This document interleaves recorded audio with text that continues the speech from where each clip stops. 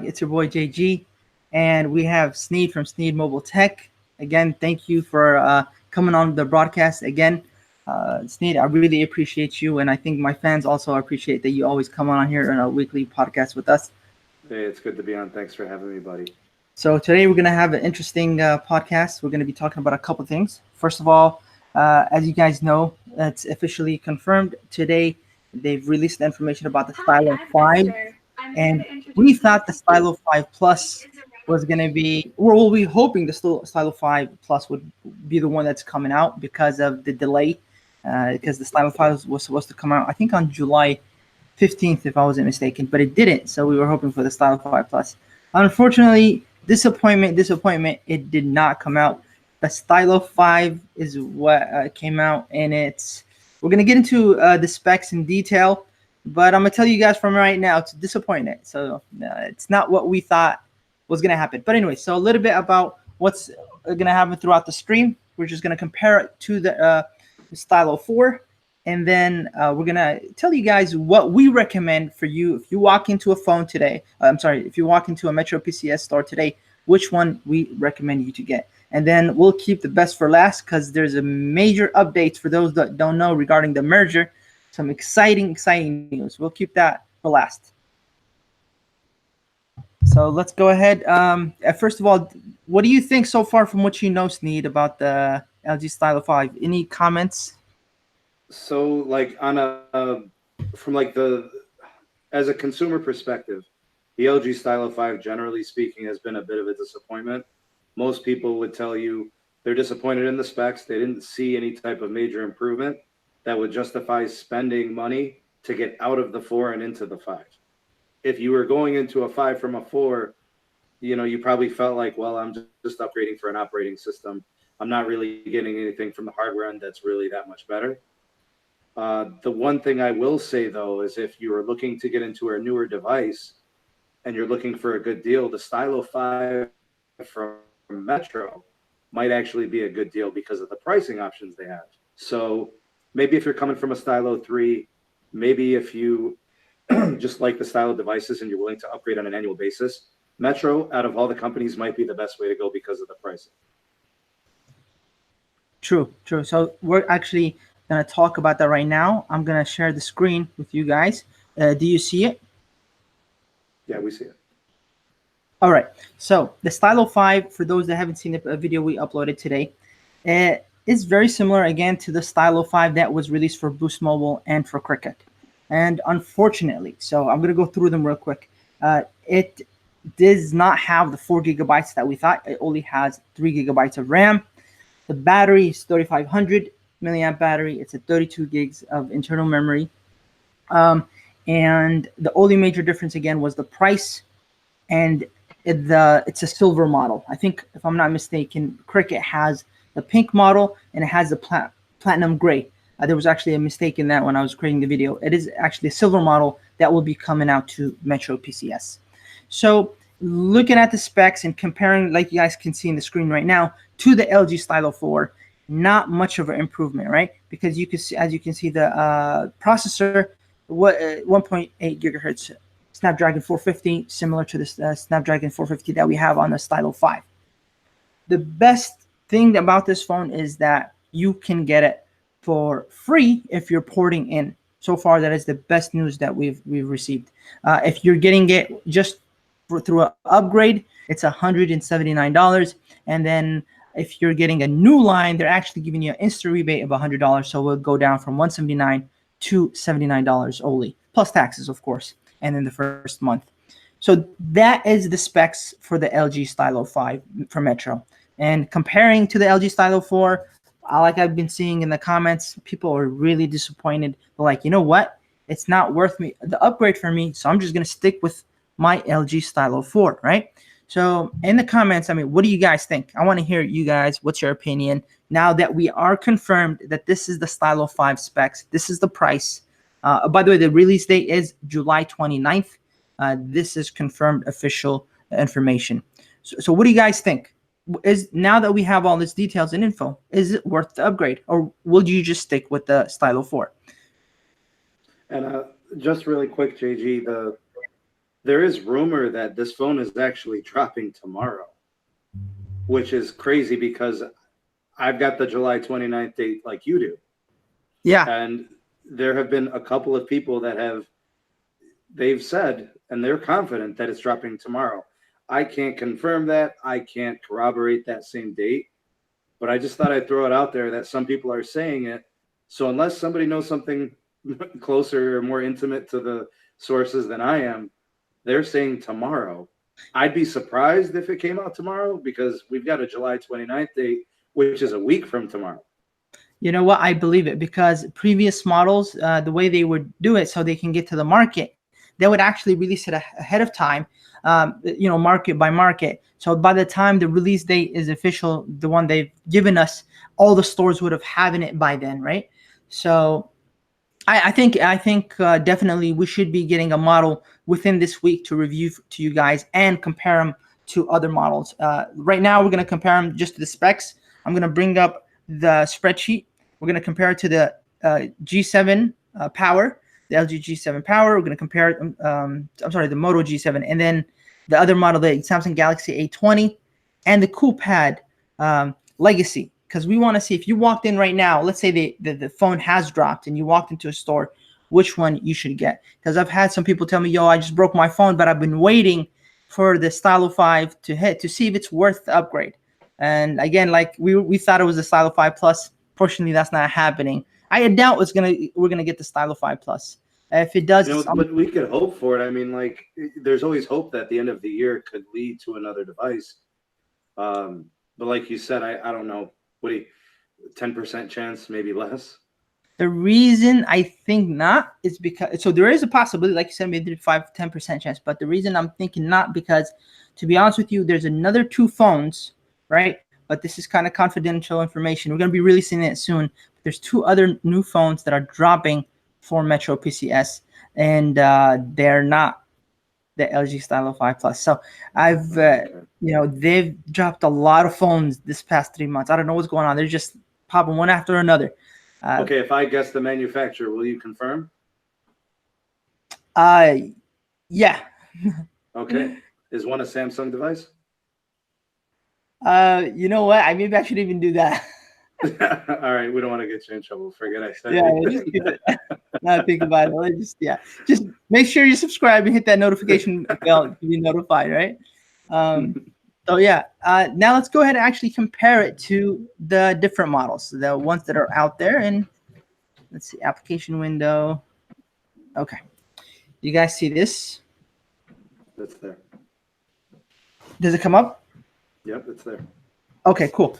So now looking at this, and we've went through this before, but now that it's official, we can really tell which is a good deal, which is not. So out of the bat, I'm actually going to do something here. I have the Stylo 5 from Boost Cricket listed in the first lane, then the Stylo 5 from Metro, then the Moto G7, then the CoolPad Legacy. And then on the other side, I have the Samsung A20, the LG K40, and the Samsung A10e. So right off the bat, I'm actually going to go ahead and just take out the LG K40 and take out the Samsung A10e.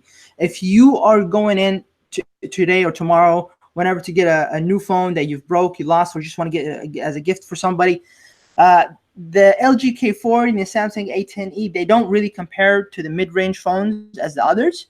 But if you're on a budget, I think yeah, actually get one of those phones because you wouldn't be able to afford the other ones. Like the CoolPad Legacy is at $129, the Moto G7 is $179, the LG Stylo 5 for Metro is $179, the Samsung A20 is at $239, but the LG K40 is at $19, and the Samsung A10e is at $19. But if you have a couple bucks to spare, then I would say go up and get the other models.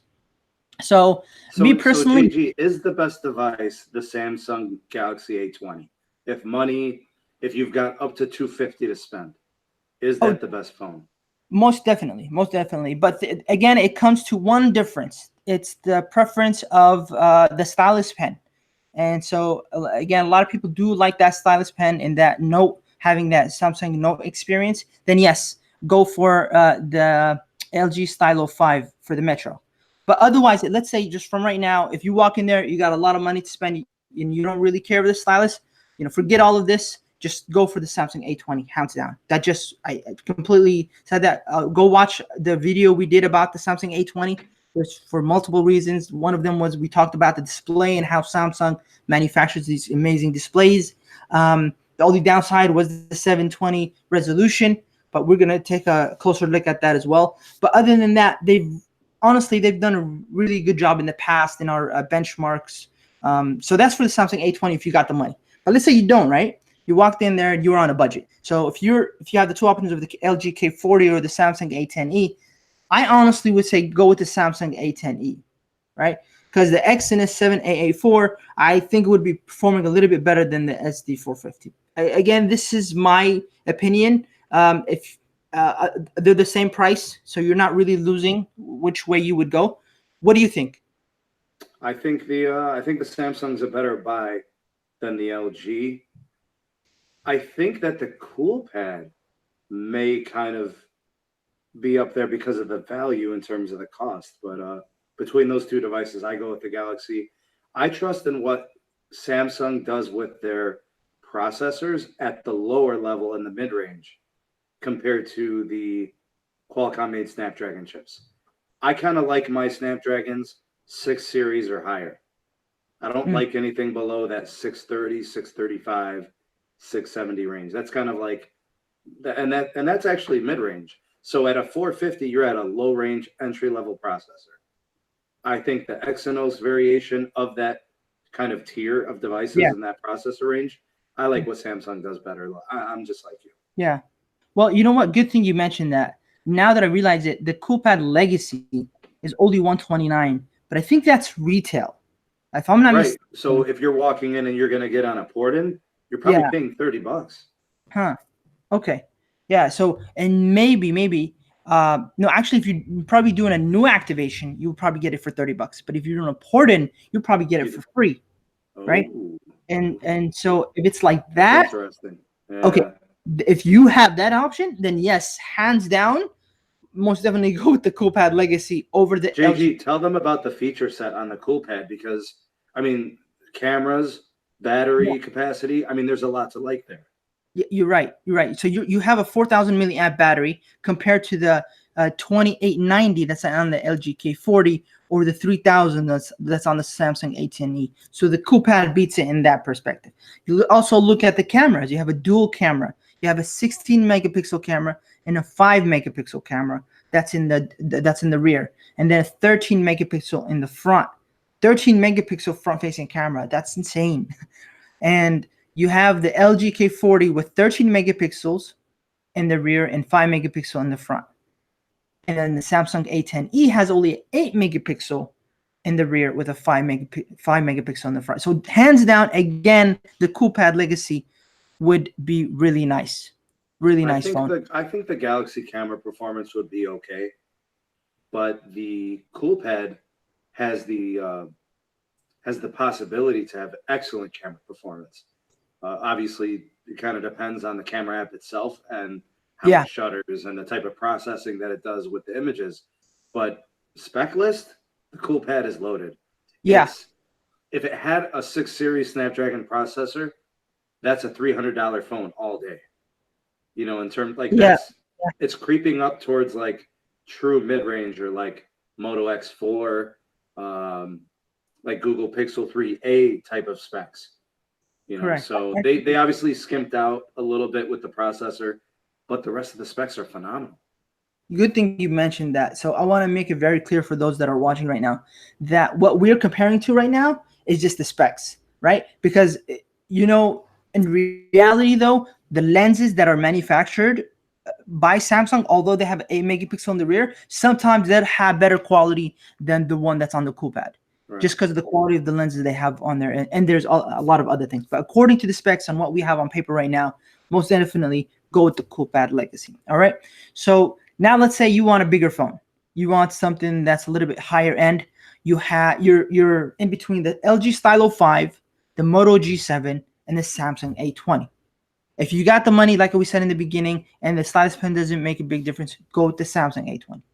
But let's say you don't really like Samsung. Then if you're trying to save some money, go with the Moto G7, right? because the Moto G7 has 5,000 milliamp battery. It has a Snapdragon 632. The only downside was that it was 720p resolution.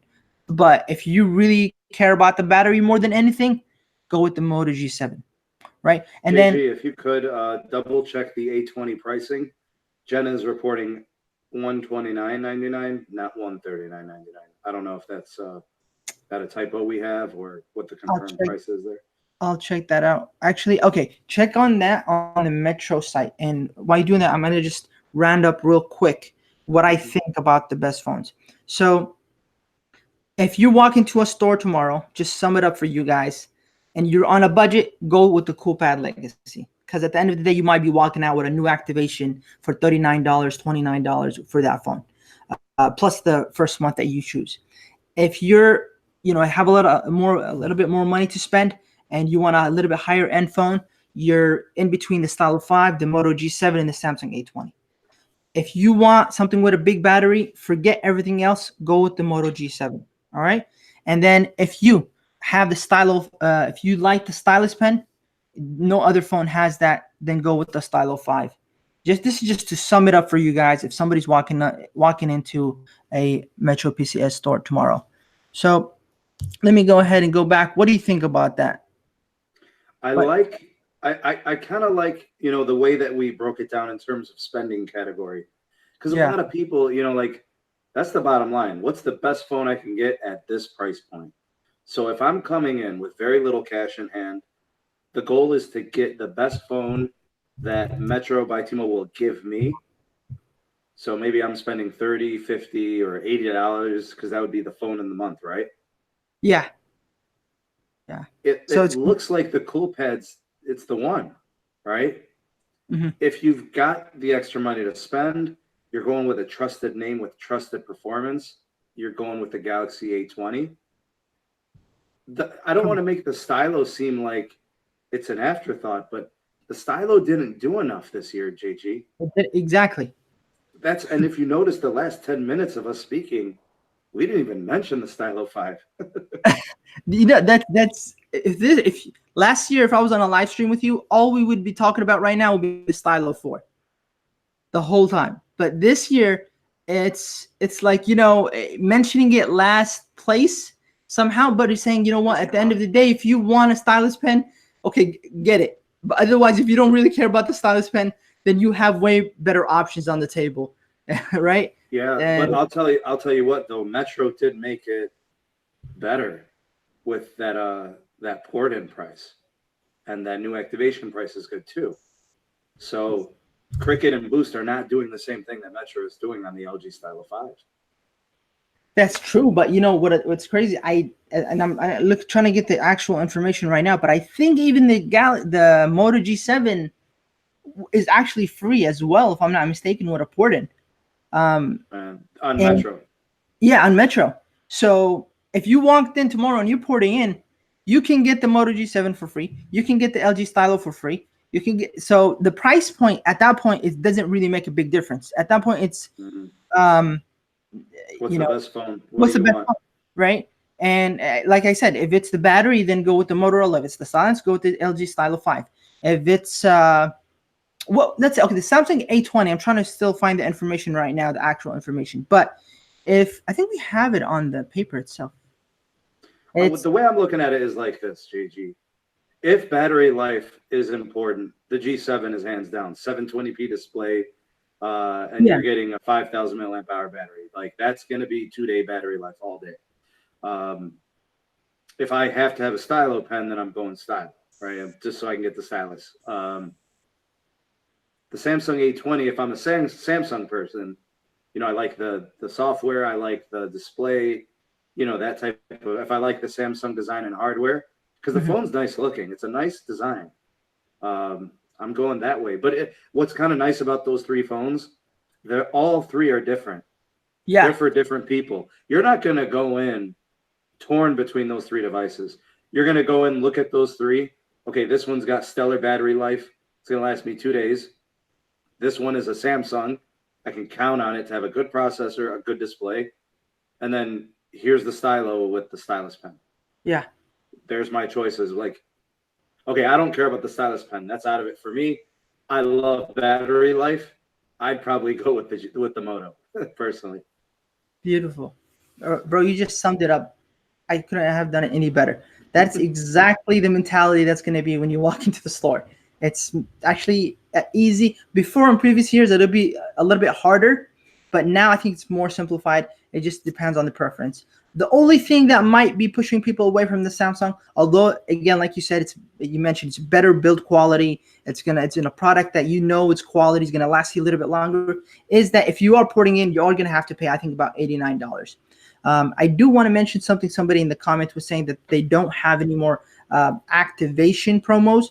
The thing about it is that is probably true, but the information that was released today regarding the LG Stylo 5 for Metro mentioned that there was going to be an activation promotion that's bringing down the LG Stylo 5 to $79.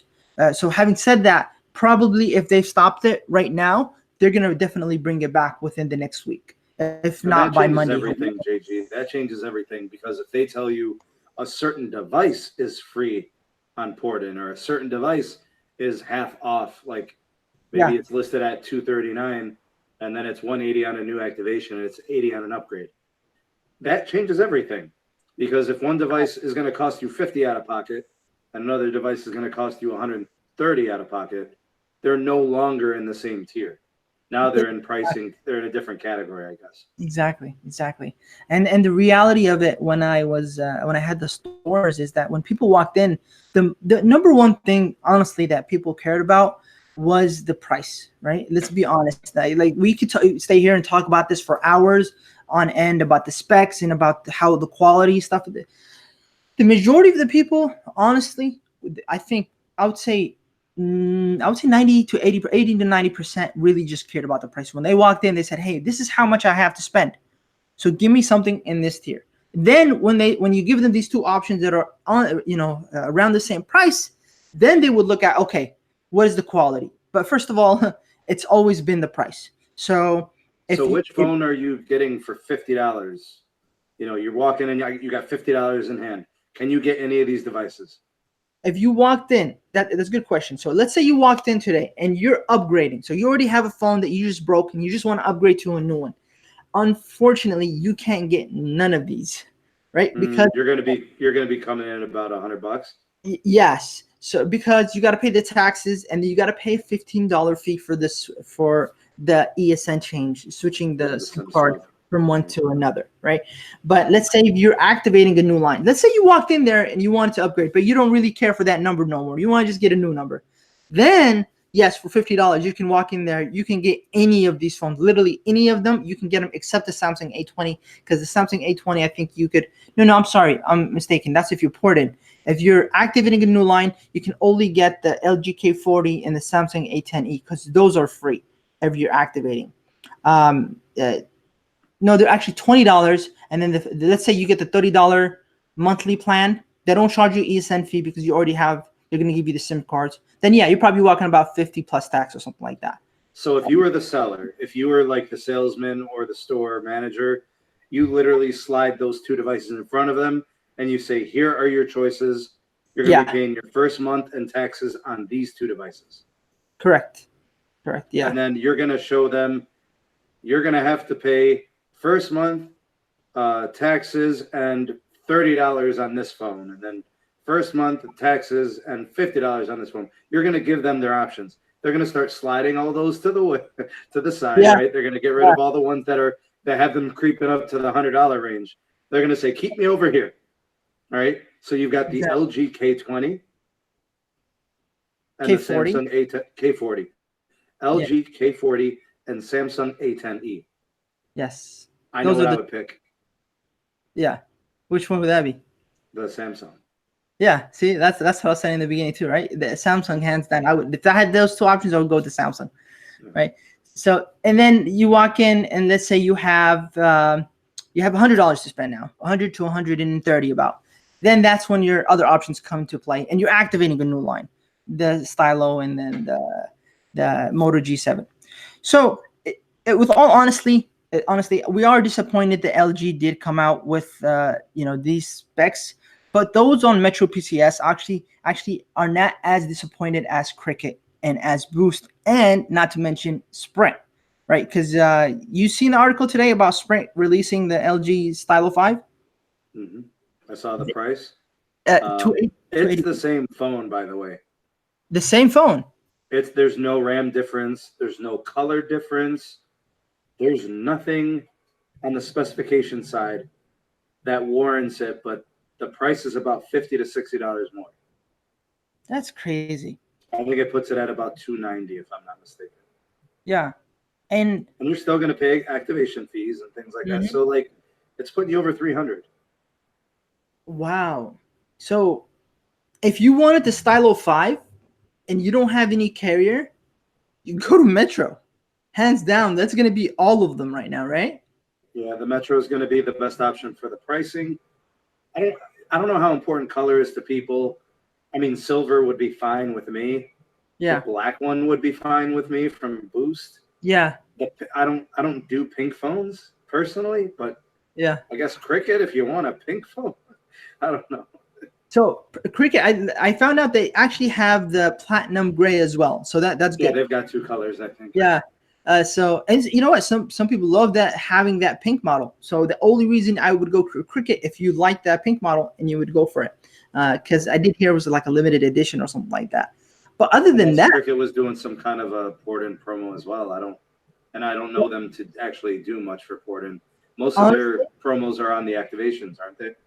Not only that, bro. For the past, I would say, year, I haven't heard. It's like all you hear is crickets chirping everywhere because they've literally for the whole year have done no promos. Like it's insane, and Metro's just been killing it. And then Boost on the other side, it hasn't been doing much because of Sprint and all this merger stuff going on. Right. And now that we're mentioning that, I think it's a good leeway on to talk about the merger because there's some exciting news about the merger. So you want to fill them in? So the Discord community knows this already. Some of the insight that I have on the situation is pretty fresh. So the news broke Friday that the Metro, well, I could just say T-Mobile. So the T-Mobile and Sprint merger it's over the last few weeks, it's been kind of weird. There's been some back and forth going on. You have executives meeting. There's Macon Del Rahim, who's the antitrust chief. He's been meeting with Deutsche Telekom, which is the parent company of T-Mobile. They own 63% of T-Mobile. So we're talking about a German company that owns a majority stake in an American company. They have some reservations about Dish and Charlie Ergen as it pertains to them becoming the fourth carrier. So Deutsche Telekom doesn't want Dish to have the ability to sell out to a bigger conglomerate mega company during this whole process of the merger. So you guys know how prepaid carrier works. You know how MVNOs work. Essentially, Dish is going to be an MVNO of T-Mobile. They're going to operate on the T-Mobile network for the foreseeable future. It could be 3 years, could be 5 years. We don't know the exact details, but they'd be operating on the same network. Deutsche Telekom is basically saying, we'll give Dish 12.5% capacity on our network. That's like me saying, JG, if I'm going to let you use my car, Yeah. but you're only allowed to go 35 miles per hour. Oh, wow. You get what I'm saying? That's Yeah. a really good comparison. So, like, that means you can't go on the freeway. Like, if you go on the freeway, you're going to have people up your behind, right, honking at you, trying to get you out the way. Exactly. So imagine you're kind of on like a neutered network. So the DOJ is like, well, that's not happening. We need them to be a legitimate competitor. Yeah. People aren't going to have a service that's a third of the speed or a fifth of the speed, So that was kind of an issue. That was a snag. The bigger snag, though, is that Dish is always going to be looking to bail out. They're always going to be looking to get out. And Deutsche Telekom knows that there's risk that Google could get involved, Amazon, another cable provider like Charter or Comcast. And if those companies are bigger than Dish, the fear is that they could become bigger than T-Mobile in the long run. So they have their reservations from a couple of areas. The DOJ says we don't give a damn. We don't care about what you want to negotiate. This is the deal. Yeah. Full capacity on the network. They can do whatever they want once the network is built out. So T-Mobile Deutsche Telekom is backed into a corner essentially. This is the deal. You either take it or you leave it. Yeah. And as of right now, all indications, multiple sources have confirmed Deutsche Telekom is taking the deal, and they are just going to accept the terms that the DOJ has set forward. Dish is going to operate at full capacity on the T-Mobile network, and Dish will have free reign to do whatever they want if they decide to sell to other company or get multiple investors involved. Because here's what I've learned about Charlie Ergen and Dish. They don't want to front the bill all on their own in deploying a national network. They're looking for people to come in with money. And they like their options of maybe selling out. The problem is Verizon, and this is where things get interesting. Verizon wants Dish badly. Verizon needs their spectrum so bad because Verizon is probably the most congested network in the US. They'll do anything to get the spectrum from Dish. So when I give you my insight, there's a lot of moving parts here. There are companies that want Dish. Dish has been hoarding spectrum. Dish has as much spectrum as Verizon. People don't know this. Yeah.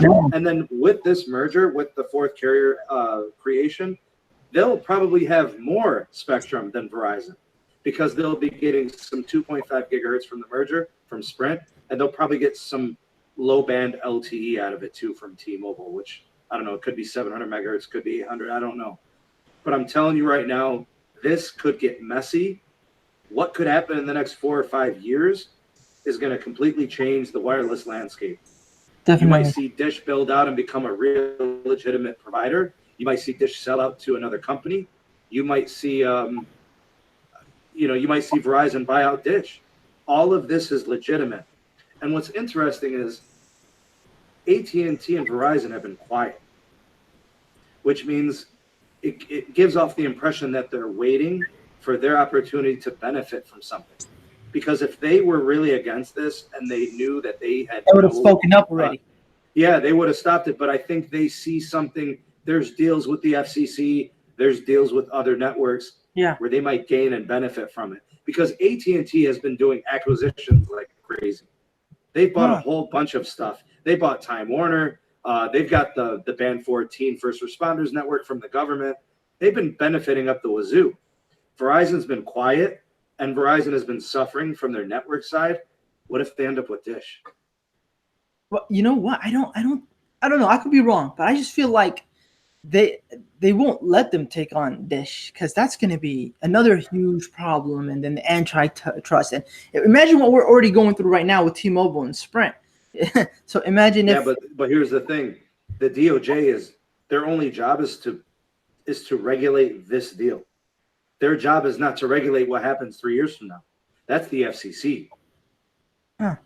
So if there is going to, and here's the thing, acquisition, because in an acquisition or a merger are two different things. This is a merger. Yeah. This is two companies coming together and operating. Like Sprint's bringing something to the table here. They're bringing 55 million customers, and they're bringing the most important spectrum to 5G networks. Yeah, Dish, you don't know what's going to bring in 3 years, right? It could be Dish does really good. That's possible. I could see Dish, if this is done right, because they're going to have full access to the new T-Mobile network, not today's T-Mobile network. I'm talking the T-Mobile network from a year from now, which has Sprint spectrum, which has the 2.5, which has 5G. Yeah. So that means they could be on arguably the best network in the U.S. at a sweetheart deal as an MVNO for 3 to 7 years, because we don't have the disclosed terms yet. But could you imagine? That's an amazing deal. They could be so profitable and still have a great network. All they have to do is compete price-wise, and customers will flock to them. That's crazy. So to sum it up, what you just said, from what I understand, T-Mobile got cornered, right? And they're backed into a corner, and their parent company's like, it doesn't have any other options at this point.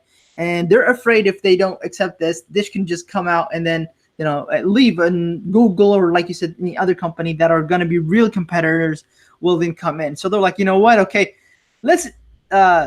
We have a saying, sometimes if you scare somebody with death, they'll accept a fever. So they're probably saying, okay, instead of going with somebody that's going to be a real competitor in the long run, let's just accept Dish, go with what they can do, and just deal with it. We don't have any other options because I think they really need the spectrum as well, right? Yeah. So what's really happening behind closed doors, the FCC has indicated they want this merger. The DOJ is kind of doing their dirty work. It's like the FCC has already signed off on it. We want this. The DOJ doesn't want it, but under the correct concessions, they'll make it happen. Because when this gets taken to court in October, they have to convince a judge that there's still going to be 4 active competitive companies in the US wireless market. Under these concessions, it's there. This case holds up in court. Without Dish using their hoarded spectrum, become a 4th competitive carrier operating on a good national network, this merger is going to fail. Sprint would be looking for a new buyer, and Yeah. T-Mobile would just be out completely. And the issue is T-Mobile has a lot of momentum. JG, they've added over 1 million subscribers every quarter for 6 years. Who's that? T-Mobile. Wow. Yes. Yes. That is unprecedented. I've never seen anything like that before. Every quarter when I report on the T-Mobile Tech YouTube channel, Yeah. every quarter I anticipate slower growth from T-Mobile. There's no way they can add another 1+ million. Every quarter after quarter. I've had a channel for 2 years. That's 8 quarters.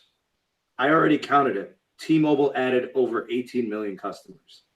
In the 2 years that I've had my channel, well, that's almost half of what Sprint has.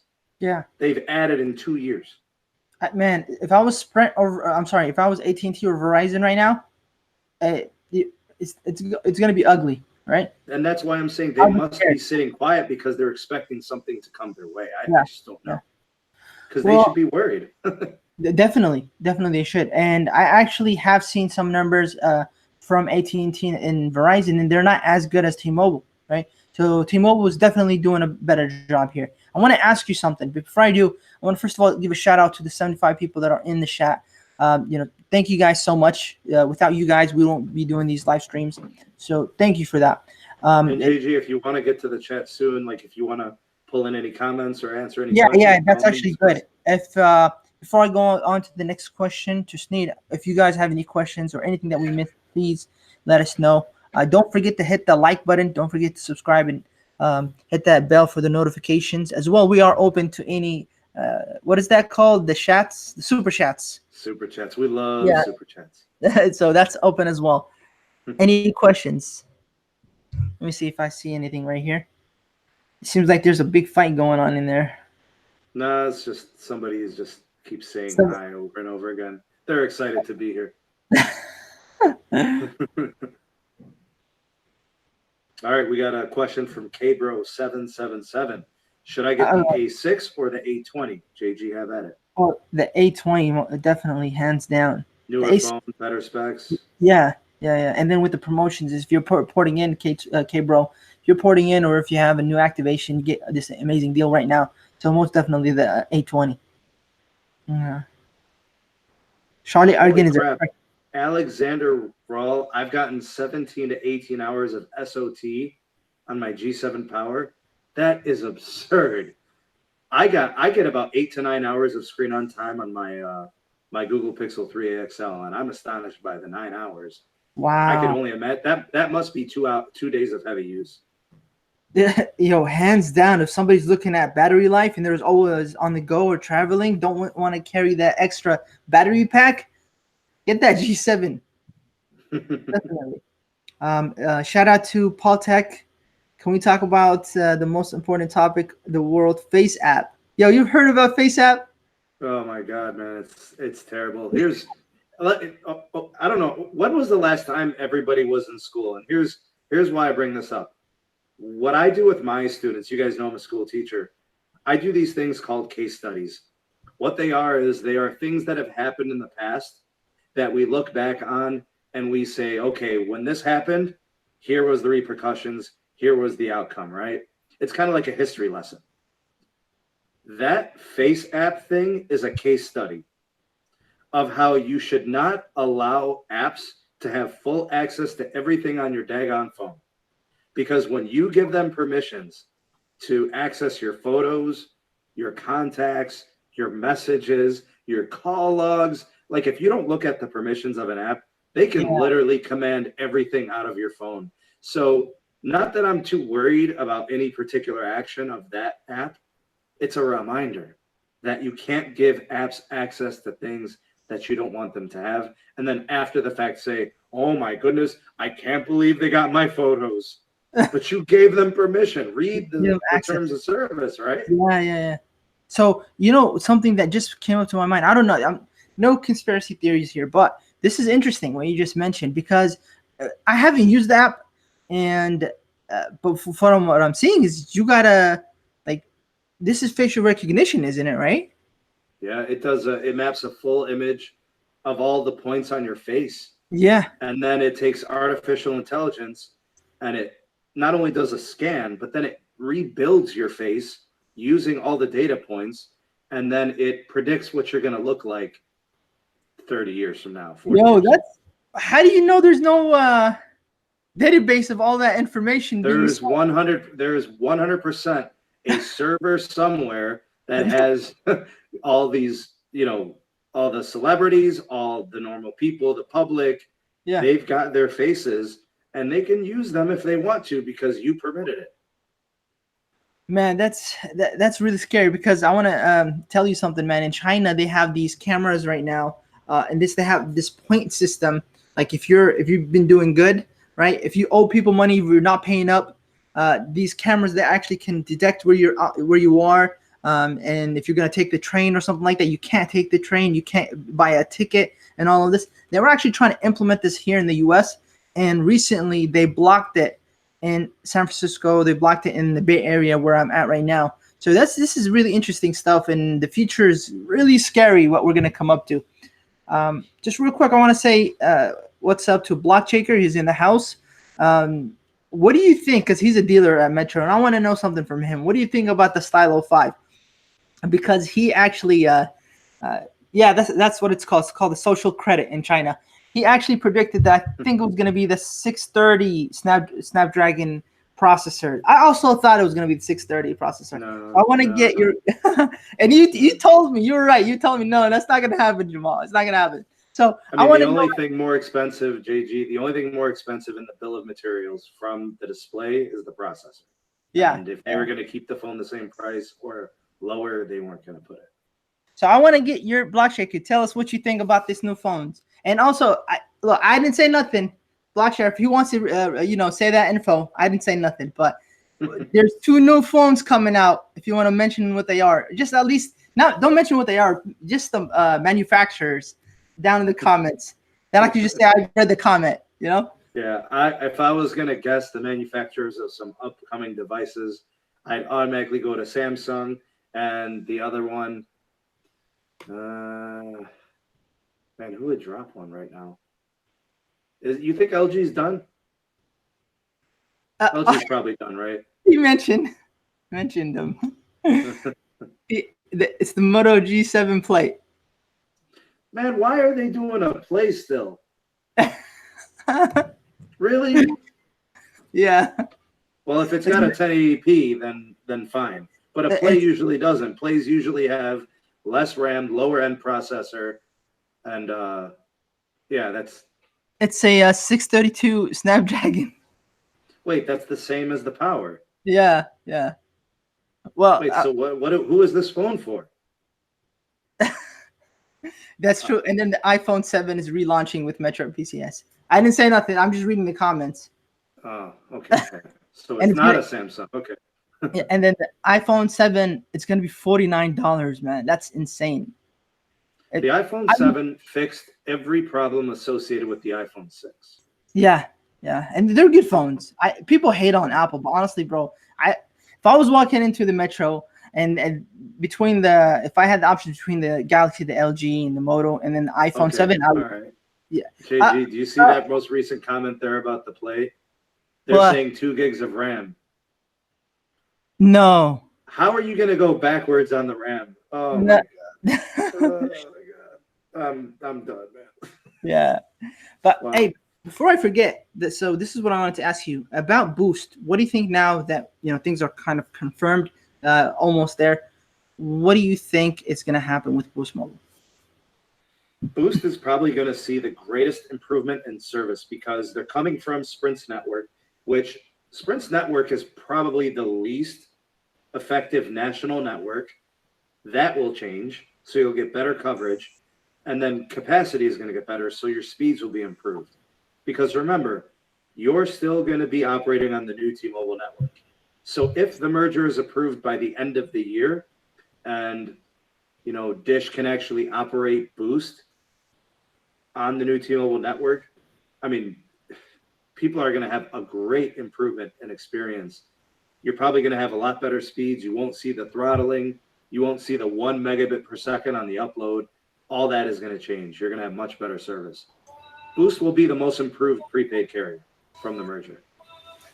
And then I would say probably, I'd say Boost will stay competitive with their pricing on their devices. I think they're still going to give you, like the 50 gig hotspot. I think a lot of those plans will be retained. So Yeah. actually, if you think about it, it's going to be Metro service with better rate plans. Yes. You know I what? say that's good. I say I, that's a I win. I agree. And I think they are going to actually fill in the void once the merger goes through. Metro is going to start focusing on postpaid a little bit more because they are actually getting way more postpaid customers than prepaid, and it's going to allow Boost Mobile to kind of fill in that void where Metro is going to be leaving. Only if Cricket picks up its game, and I hope so because competition is going to be tough once this new stuff happens. And then Cricket picks up its games and brings more promotions and better service. I think Metro is going to compete a little bit more in the plans, but I think they've been kind of focusing on more of like a premium offering with like Exactly. Amazon Prime and stuff. So Yes. like, I don't know. I don't know. It's hard to make any prediction because as of right now, Boost has about 7 or 8 million subscribers. I think Metro's up to about 20 something Yeah. million, 21 million. So there's a huge difference there, but that gap could close. You might see some people move from Metro to Boost if the rates are better. Yes. Because if it's on the same network, the question is who's giving me a better plan or Mhm. who's giving me better features? Correct. And to be honest with you, once Metro PCS actually switched from CDMA, for those that don't know, Metro PCS was actually CDMA. Once it switched to You're talking GSM, about like pre 2011. yeah, it skyrocketed in numbers, bro. People were just jumping on the network because it got much better. So I definitely think that well, I'm talking about the area that we are in, the Bay Area in California. So there are some lower like areas where you need CDMA and it works better. But if I have like, I'm really confident that if Boost Mobile switches up from CDMA to LTE and GSM is going to be way better for them. And one thing I do want to mention real quick is that Blockshaker did mention this in one of the first live streams. He did mention that Dish might be the one that's going to go in and become the fourth carrier. So that was a really good kind of speculation about what's going to happen. And something he mentioned regarding the LG Stylo 5, the reason for why it didn't have these major changes is because, like what I was telling you earlier, our customers, the main thing they wanted was the price point. And for the reason they probably didn't upgrade that much specs is because they need to keep the cost down, right? And so for them to do that, they couldn't do this major upgrade because they need to offer to the customers these free upgrades, free port-ins, all these free promotions. And for them to do that, they couldn't have went too much of an upgrade. So that actually explains a lot. For all the heat we're giving LG from a business perspective and the contract that they probably have with Metro PCS is like, hey man, listen, our customers, they need this price point. Yes, you might piss off a couple people, but unfortunately, we can't afford to go up that much and the specs. And at the end of the day, if you're giving you a phone for free, right? They're giving you a phone for free. You know what? Yeah. Any change in upgrade is actually sufficient. Just I the think two. that's probably the bottom line is Yeah. we're gonna allow you to promote this device on a free entry level point under certain circumstances. There's only so much we could do for the hardware. But Correct. you know, for the bill of materials though, with the lack of specification upgrades, I did think the MSRP should have been under 200. You know, like the fact that it stayed around that 230 range. You know, that's what it was last year. Yeah. Well, You know, and the processor being pretty much the same in the display yeah. and the design. Yeah. It would have made more sense if it dropped a little bit, you know. Well, the Unless they were MSRP. losing money last year, I don't know. The thing about it is that they don't actually sell a lot of phones at that price range. The majority of them, the people that come in, I would probably get one person a month that just wants to buy it, because that price will sell it to you if you just want the phone outright. You don't want no service, nothing, right? But if you're coming in, you're upgrading, you're activating a new line, or whatever it may be, you're automatically going to get it at a discounted rate because they have these. Is it locked? Yeah, it is locked. It is locked. So even when you pay for it up front, you couldn't request the unlock right away. exactly. So that sometimes it doesn't even make sense buying it like that. Right. So they push, even if you buy it, because there's a 60-day rule or 90-day rule for you to unlock them. It doesn't matter if you didn't use it on the service, you won't get the phone unlocked. So if you walked in, regardless of what you do, you're gonna get it at this discounted price, whether that's $179, $79, or getting it free with the port. Yeah, Gabriel says, Block Shaker says 6-month lock. I mean, at 6 months, saving $50 or $60 compared to buying it unlocked, I guess 6 months isn't worth it. Or no, 180 days, whatever it is. That's just Block Shaker. Actually, you know what? Good thing he's in here. Can you confirm two things for me? The Samsung A20, was it, Sneed? They were saying is a 239. Yeah, the MSRP. Yeah, I think we had it at the Samsung A20. We had it at the new activation for 139. People were saying it's a 129. And also, the price for the CoolPad Legacy? I want to know if they do have a new activation promotion and a port-in promotion, because if they do, then that, like we were talking about earlier, that's going to compete with the LG K4 and the A10e. So if anybody has info on that, please write down the comments. They're talking about, by the way, how everything's going to change to LTE. Yeah, the whole CDMA thing and GSM thing is no longer a thing. There's no longer going to be this argument or this issue between the technologies. Everything is shifting to LTE. In fact, every major carrier, from T-Mobile to Verizon to AT&T, they're taking all of the spectrum that they have in CDMA, all the spectrum they have in 3G, HSPA plus, all that spectrum is being allocated to LTE or 5G. So we're talking AT&T, I think in 2023, it will be all LTE and 5G. Verizon in 2020 will be all LTE, no 3G, no Edge, none of that nonsense, no CDMA. It's all going to be LTE and 5G. So a lot of people always say, oh, GSM's awesome and CDMA sucks. I haven't seen my phone in 1X, 2G, or 3G on Verizon in 4 years.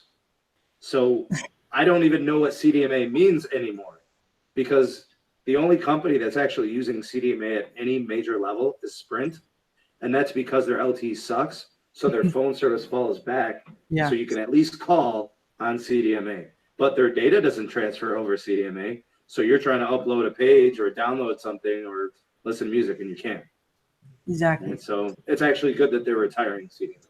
Yeah. So it's a bright future, man. Look, no matter what happens, at the end of the day, the consumers are going to be winning here. The network is getting way better, and then 5G is going to bring a whole new world. Literally, the things that we can do with 5G is just amazing. You know who's got the best 5G right now, JG? Verizon? Nope. T-Mobile? Nope.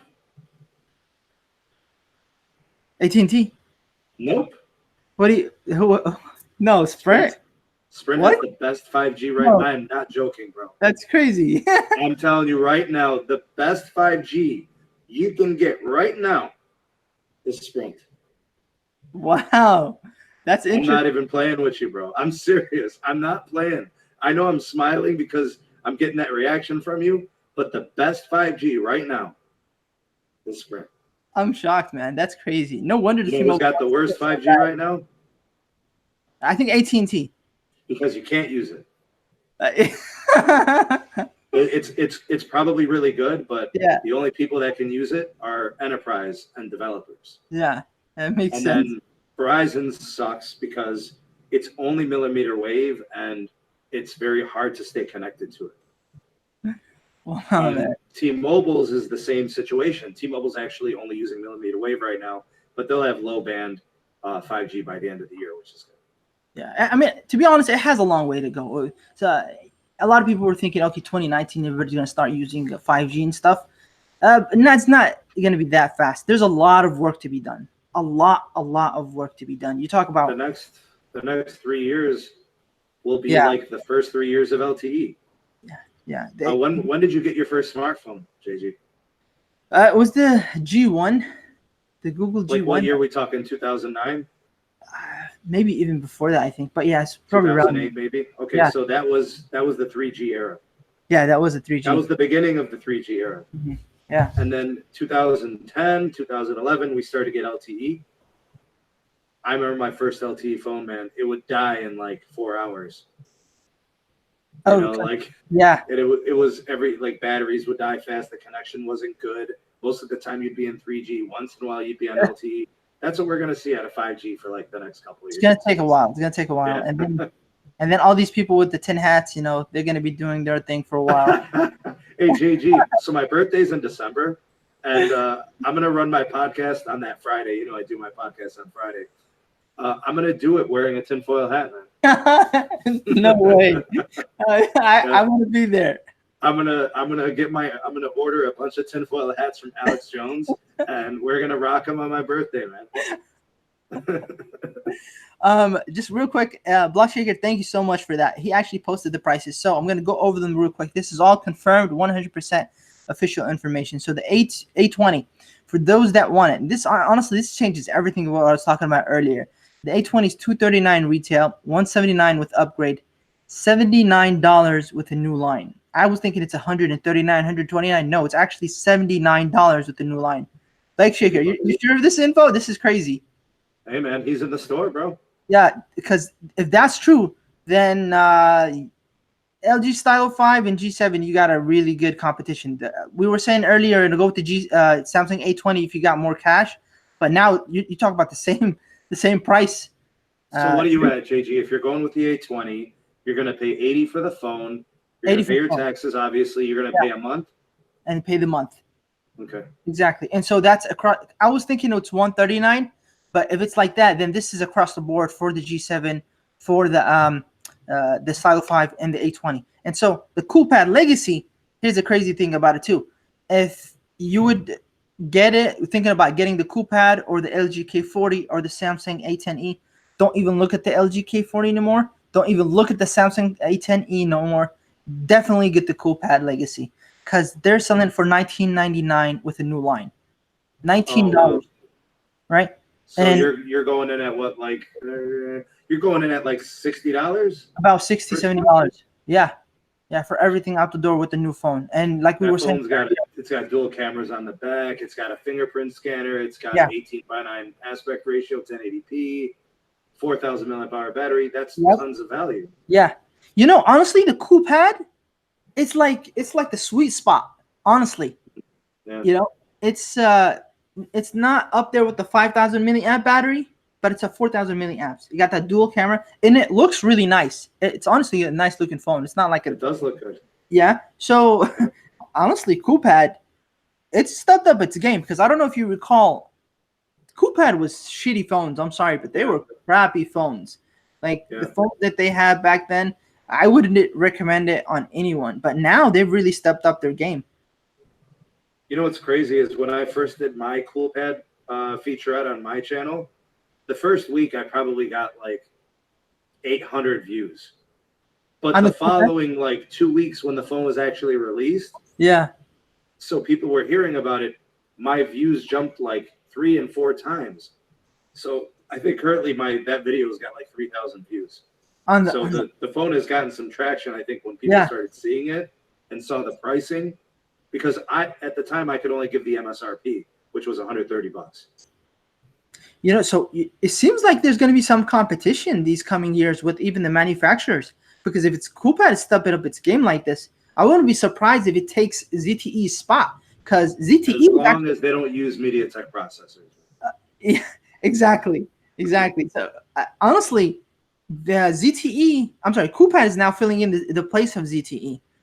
You know how they have like this cult following after ZTE? Because honestly, they were making good phones with good specs for low end prices, like really low prices. So it seems like Coolpad now is going to take in the advantage with They ZTE. could kind of slide in their lane or something. Exactly, because you know what happened with ZTE and Huawei being banned and all of that stuff.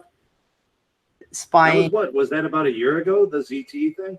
Yeah, dude, ZTE was doing really good at Metro, and they honestly got hit hard because I think Metro. I wouldn't be surprised if Metro is one of their biggest customers in the U.S.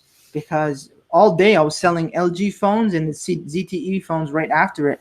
So right after that ban thing happened, and I guess the government was saying, hey, we don't want no carriers dealing with them, and if you want us to deal with, especially with T-Mobile, like you want us to help you with the merger, you make sure you don't take these Huawei phones and ZTE phones. And I remember reading an article about that, and T-Mobile was like, oh, no problem. You're gonna help us with the merger? For bye bye ZTE, bye bye Huawei. We're not gonna deal with you no more. So I don't know. That's good to know. Big shout out to Mark B for the super chat. Thank you for the donation. You're most welcome for the content.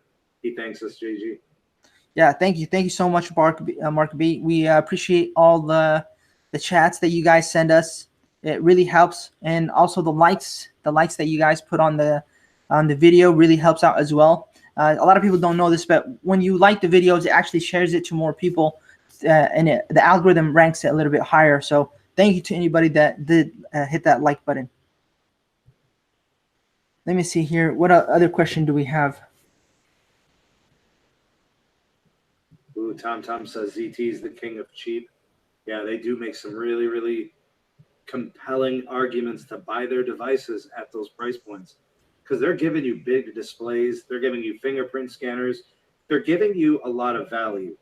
So Yes. when you go into that store and you've got, less than $100 to spend, you can always count on a solid ZT offering. And you know what? Black Shaker is saying the ZTE Blade, the Z Max, and Pro customers are all getting the cool pads. There you go, JG. They're sliding in the lane, man. I told you, it makes total sense.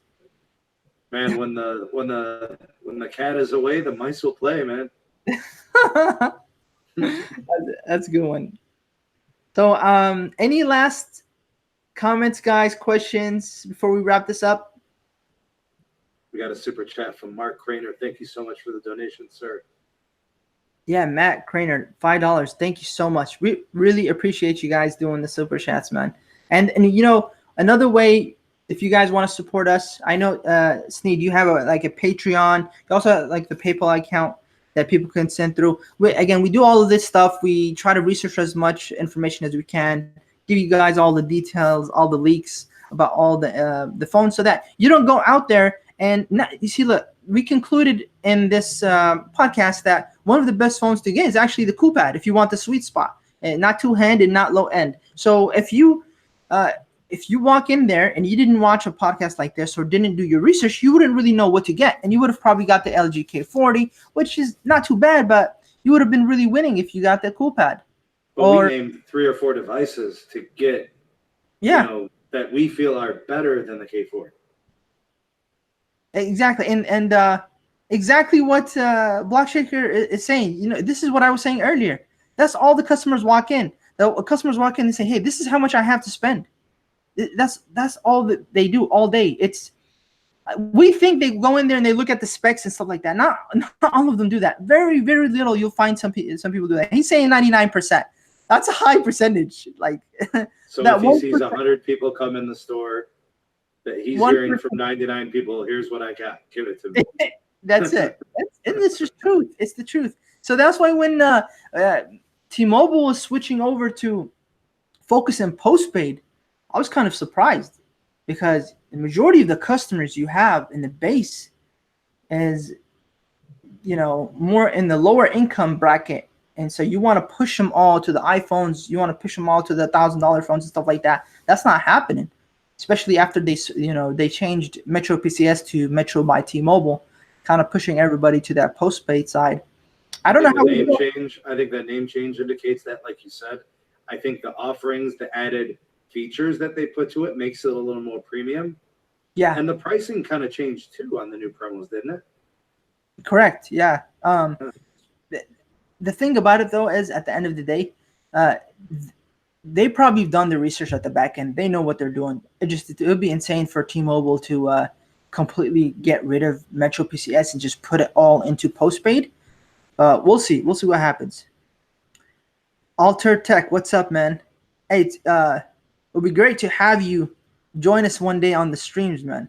He said, can't believe the T-Mobile and Sprint merger is finally going through. I know, about time, right? We've been waiting for this to happen for, what has it been, about a year now?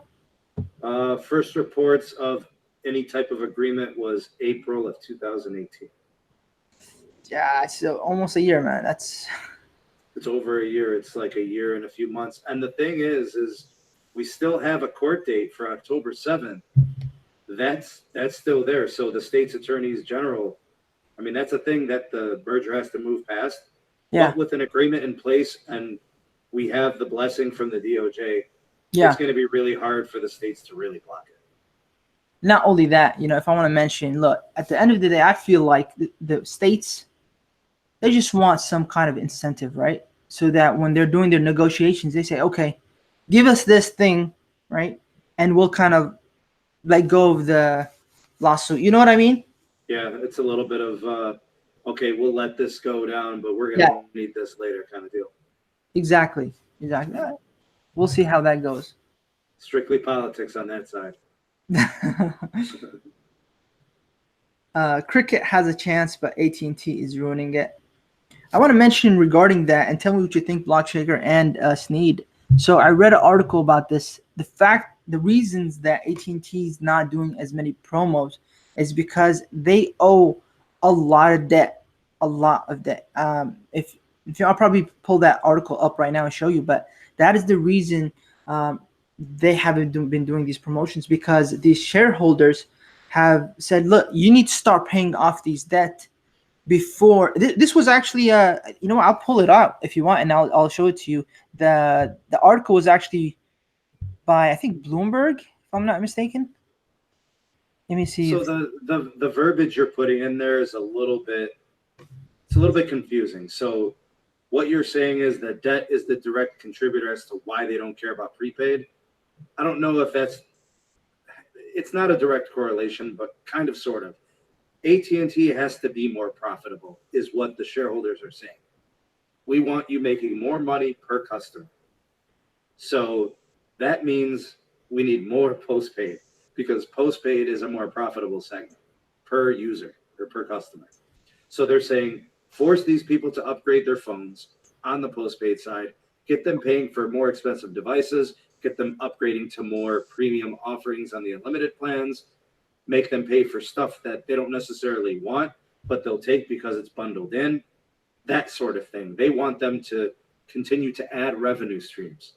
Prepaid doesn't have revenue streams. Prepaid is the squeeze.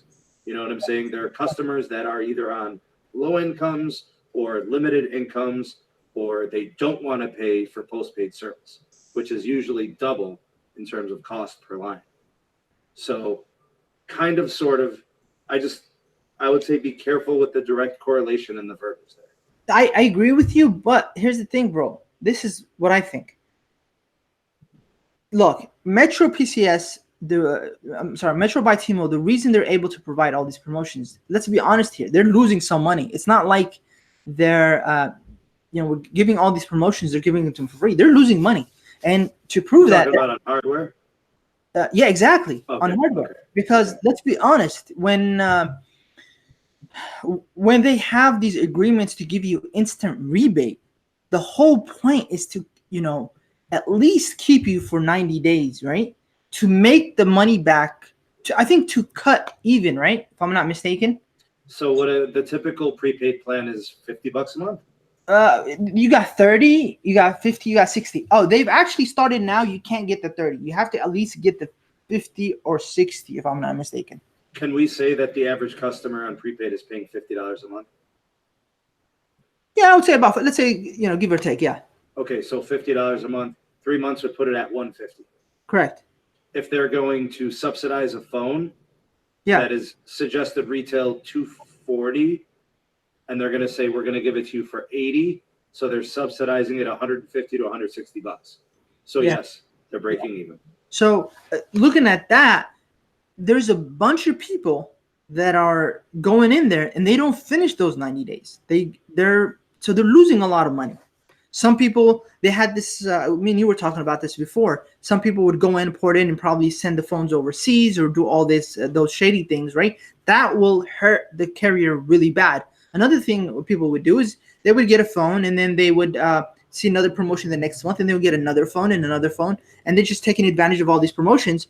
This will also hit, the carrier really bad. And so I feel like T-Mobile's pushing so much money into this.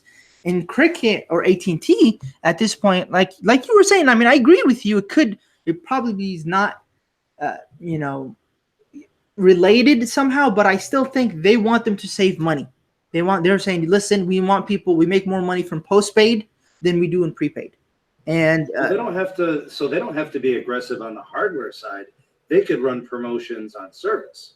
Like they wouldn't. It wouldn't have to be okay. Let's focus on selling LG Stylo fives. Let's cut the cost by 100. Let's run a promo for lines. Let's run. What's the best thing that Metro's ever done for lines? 4 for 100. 400, yeah. Okay, so and I think Boost has done that as well.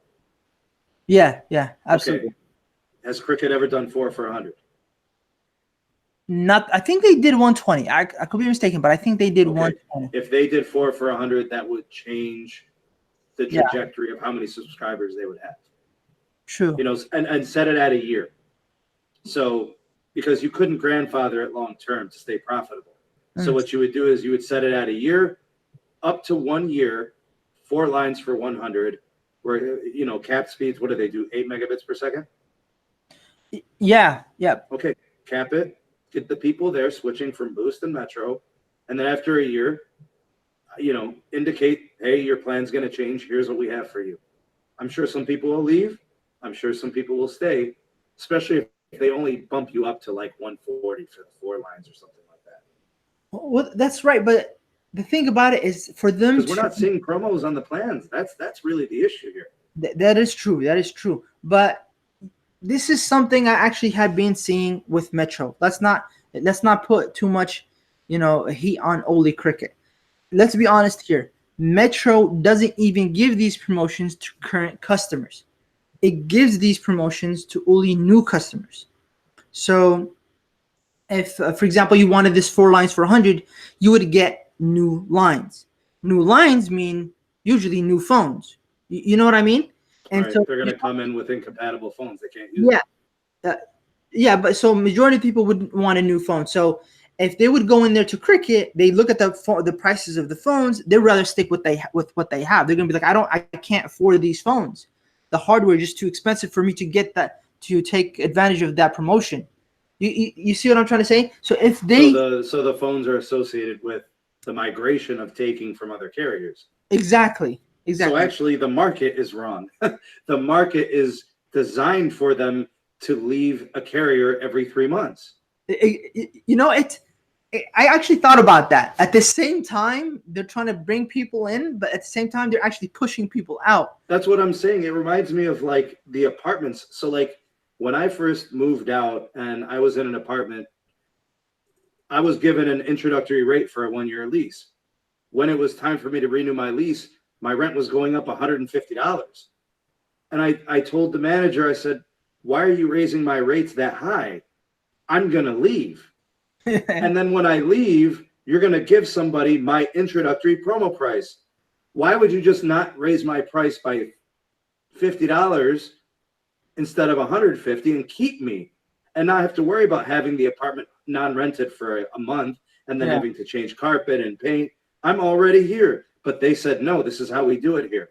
I'm like, you're seriously going to bring somebody in here for less money than what I'm willing to pay you? Because I'm negotiating with them, and they wouldn't negotiate. So, like, it's the system, right? The market is designed for them to move the person out and bring the new in. But how is that a long-term success possibility? So I feel like the market, and this is why I feel bad for dealers. Yeah.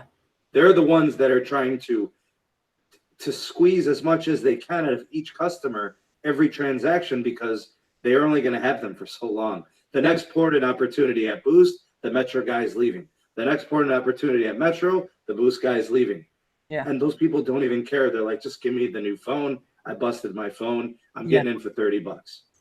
You know, I've seen that firsthand when I was at the store. You know, a lot of people, you know, they just walk in there and I think Blockchain just mentioned it. He said they're called, well, we used to call them, it's like the revolving door. So it's called the round trippers. So people who switch from company to company to get promotions.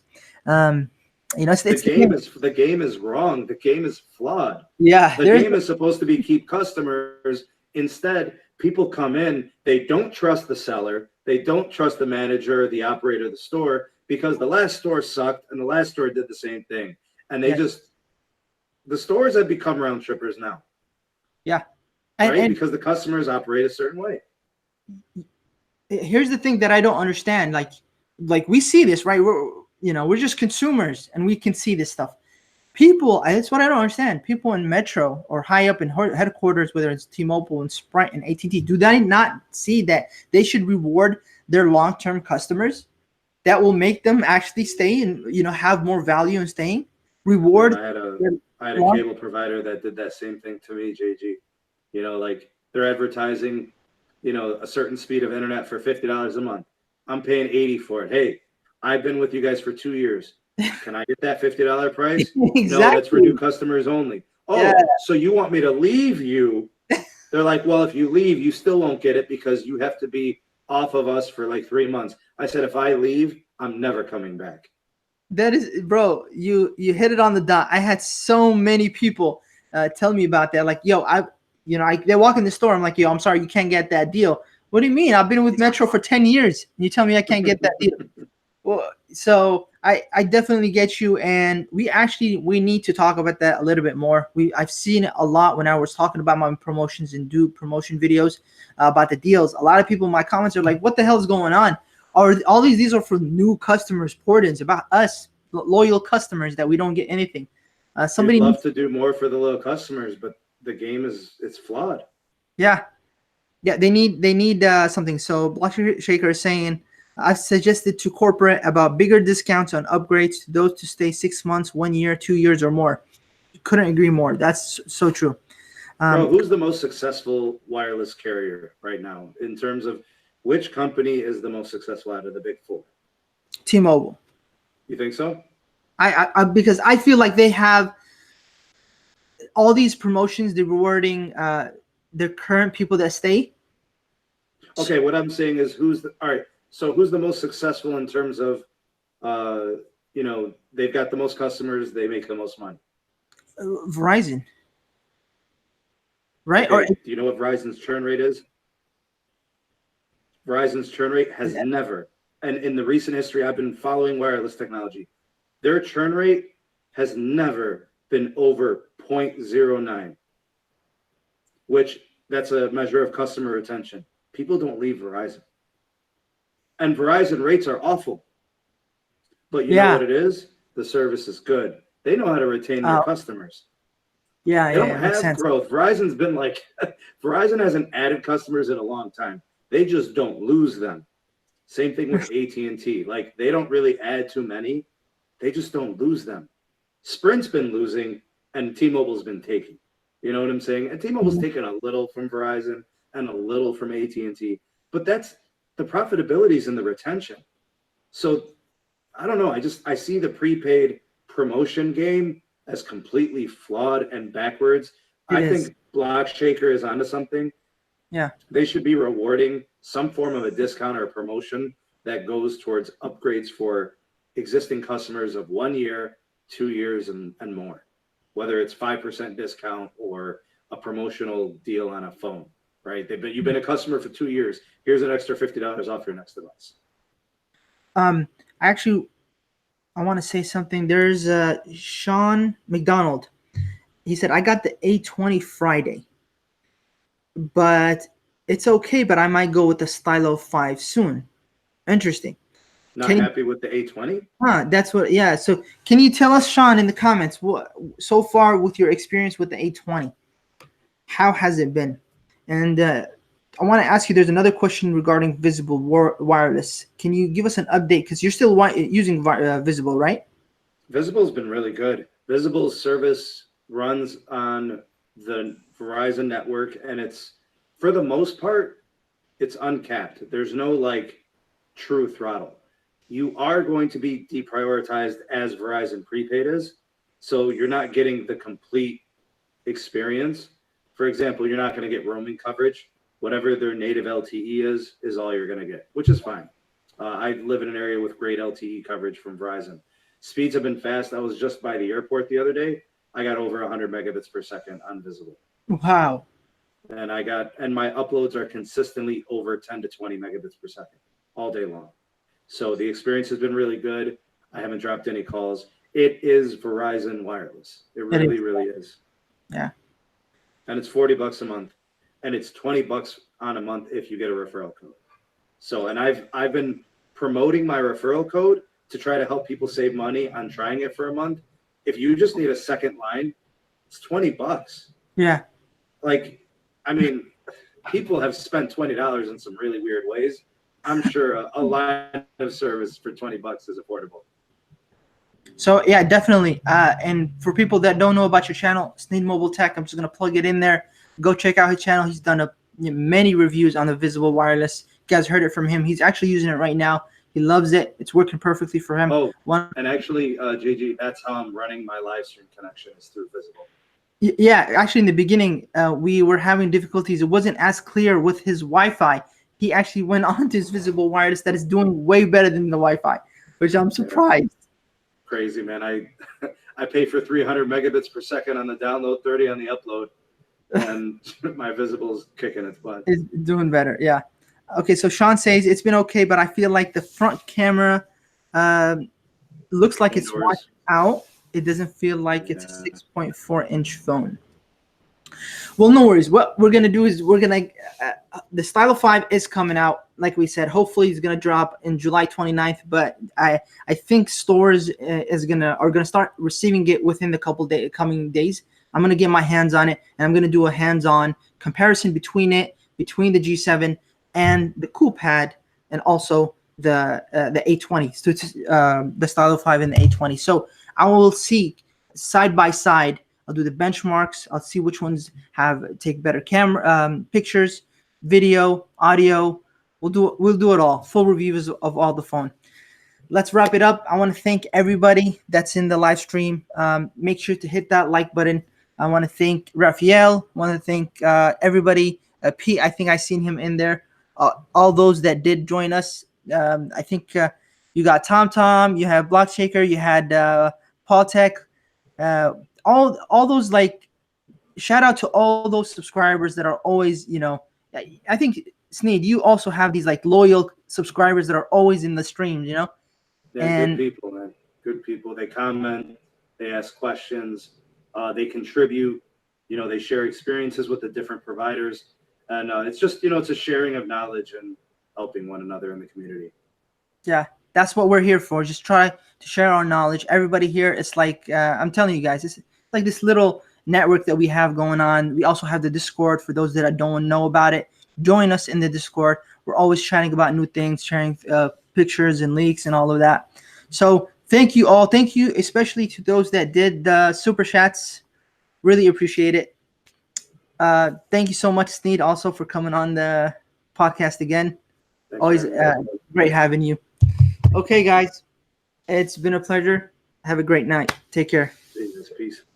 Peace.